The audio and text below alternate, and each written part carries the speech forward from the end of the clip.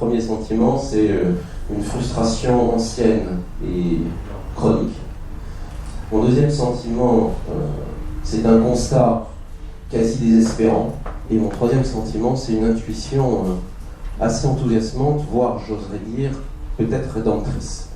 Cédric Rouchka, je suis membre du Collège de la Haute Autorité de Santé et je préside la commission Impact des recommandations.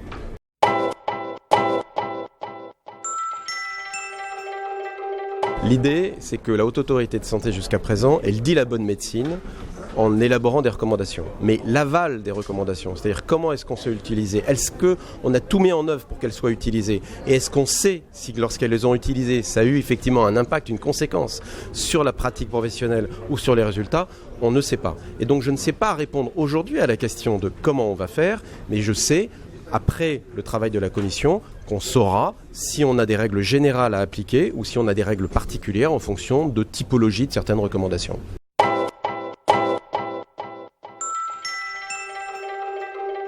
Il est clair que l'idée de cette nouvelle stratégie d'essayer de s'intéresser à l'impact des recommandations a pour but, bien sûr, de nous dire ce qu'il faudrait faire de façon plus utile, mais aussi de comment est-ce qu'il faudrait peut-être à nouveau changer l'élaboration de nos recommandations, parce que peut-être que c'est un frein en réalité à leur utilisation. Donc oui, il y aura un feedback, mais là, ce sera dans les années qui viennent, pas à court terme.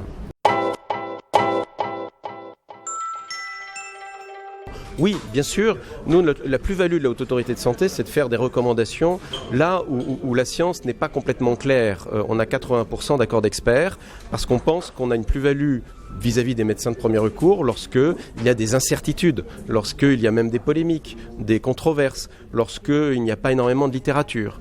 Donc là, on a une vraie plus-value. Et à côté de cela, principe de subsidiarité, à partir du moment où les sociétés savantes, de façon spécialisée, ont des recommandations pour leur mandant, et bien sûr, c'est très important qu'elles le fassent, et la Haute Autorité de Santé peut, si elle le souhaite, bien sûr endosser ces recommandations, pourvu qu'elles respectent une partie de la méthodologie de la Haute Autorité de Santé, principalement, en réalité, la gestion des liens d'intérêt et des conflits d'intérêt qui est fondamentale pour la crédibilité et la légitimité des recommandations.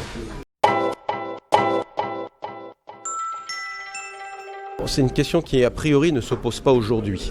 Lorsqu'il y a parfois des divergences entre les recommandations, c'est que les populations de cible ne sont pas les mêmes. Il peut y avoir une société savante qui fasse des recommandations pour des ultra-spécialistes de sa discipline et une recommandation de la Haute Autorité sur le même sujet vis-à-vis des médecins de premier recours qui doivent donc dire des choses un petit peu différentes parce que les populations des professionnels et les populations concernées en termes de patients ne sont pas exactement les mêmes. Donc la question de divergence ne se pose pas.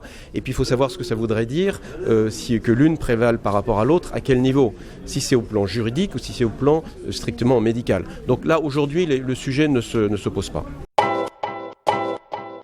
Les recommandations sont juridiquement opposables au sens qu'aujourd'hui, les professionnels de santé doivent effectivement appliquer les recommandations, mais elles ne s'imposent pas. C'est-à-dire que si le professionnel est capable de justifier qu'il s'en est écarté parce que la situation, le contexte, l'usager ou son expérience lui disait qu'il ne fallait pas les suivre, bien sûr, il ne doit pas les suivre.